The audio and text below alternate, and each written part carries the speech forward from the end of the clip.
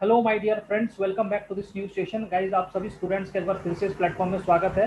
आज हम लोग जेई मेंस 2021 का 24 फरवरी का शिफ्ट 1 का एक क्वेश्चन है। इस क्वेश्चन को हम लोग शॉर्ट ट्रिक से बिना पेन एंड पेपर यूज किए हुए by observation and by option checking solve कर सकते हैं। तो चलिए बच्चों, आप इस सेशन पे शुरू से अंत तक बने रहना एंड किस तरह से हम लोग ऑब्जर्व कर रहे हैं, क्या कॉन्सेप्ट लगा रहे हैं ट्रिक से, तो उसको आपको यहाँ पर में सीख लेना है। एंड माय डियर फ्रेंड, अगर आपने अभी तक ये चैनल दीपांकर कुमार एनआईटी जमशेदपुर इसको सब्सक्राइब नहीं किया है तो सबसे पहले इसको सब्सक्राइब कर लो एंड इसके प्लेलिस्ट में जाकर देखो। हम लोग ने बहुत सारा क्वेश्चन जेईई मेंस 2021 का शॉर्ट ट्रिक से सॉल्व किया है एंड डिफरेंट प्लेलिस्ट में जाके आप अपने कॉन्सेप्ट्स को क्लियर कर सकते हैं। तो चलिए, क्वेश्चन क्या आपके सामने में है। The equation of the plane passing through the point 1 2 minus 3 and perpendicular to the planes 3x plus y minus 2z equal to 5 and 2x minus 5y minus z equal to 7। इसका मतलब है कोई इस तरह का प्लेन होगा जो इन दोनों के परपेंडिकुलर होगा। मान लो ऐसा कुछ प्लेन हम लोगों ने ड्रॉ कर लिया।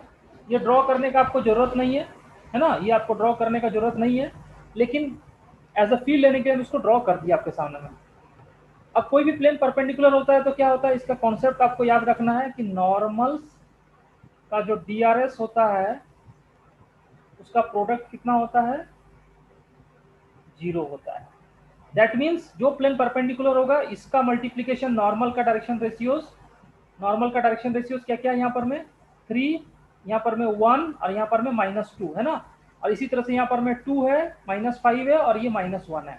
इनका प्रोडक्ट क्या होना चाहिए, 0 होना चाहिए। तो सबसे पहले इसको लेके एक बार चेक कर लो। जैसे फर्स्ट ऑप्शन को चेक किया, 3 इंटू 3 कितना हो गया 9, 9 माइनस 10 माइनस 9 माइनस 10 यानी 9 माइनस 10 प्लस 4, ये 0 के बराबर नहीं है, यानी ये ऑप्शन नहीं होगा। इसी तरह से सेकंड ऑप्शन को चेक करो, कितना हो जाएगा 3 इंटू 6 18 माइनस 5, 18 माइनस 5 यानी 18 माइनस 5 प्लस 4, ये भी नॉट इक्वल टू 0, ये भी नहीं होगा। तीसरा ऑप्शन को चेक करो, तो ये सारे कैलकुलेशन आप इजीली कर सकते हो, है ना। जैसे तीसरा को चेक करो, 3 इंटू 11 कितना हो गया 33 प्लस 1 और यहाँ पर में -2 इंटू 17 यानी -34, ये 0 के बराबर है। इसका मतलब ये ऑप्शन हो सकता है। जरा फोर्थ को भी चेक कर लेते हैं। फोर्थ में क्या है 3 इंटू 6 -5 और -4, ये भी नॉट इक्वल टू 0। इसका मतलब क्या है कि ये भी ऑप्शन नहीं होगा। तो सिर्फ और सिर्फ ये ऑप्शन सेट हो रहा है जिसमें आपका ये परपेंडिकुलर है और ये भी परपेंडिकुलर होगा, क्योंकि जब एक ऑप्शन सेट किया है तो डेफिनेटली वो सेट होगा ही होगा। आप इसको भी कैलकुलेट करके देख सकते हैं।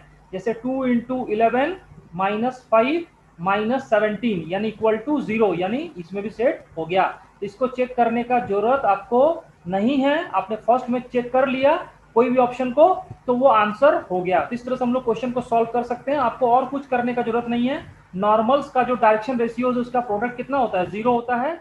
और एक ही ऑप्शन जो है ऑप्शन 3 जो है इसको सेटिस्फाई कर जाएगा, यानी option 3 will be the correct answer. ठीक है, तो देखो कितना शॉर्ट ट्रिक्स हम लोग ने सॉल्व कर दिया। और इसको आप अगर नॉर्मल मेथड से सॉल्व करोगे तो उसके लिए आपको डिटरमिनेंट लगाना पड़ेगा, फिर उसके बाद में प्लेन का इक्वेशन लिखना पड़ेगा, फिर पुट करना पड़ेगा। तो it will be quite lengthy and quite calculative. Simple है कि आपको डायरेक्शन रेशियोज को प्रोडक्ट करके 0 कर देना है। जो भी ऑप्शन में सेटिस्फाई करेगा वो आंसर हो जाएगा। और एक ही ऑप्शन सेटिस्फाई कर रहा था, वो ऑप्शन 3। तो माय डियर फ्रेंड, अगर ये सेशन आपको अच्छा लगा है तो इसको लाइक एंड शेयर जरूर कर देना एंड ये चैनल दीपांकर कुमार एनआईटी जमशेदपुर को सब्सक्राइब भी कर लेना है। Thank you my dear friends.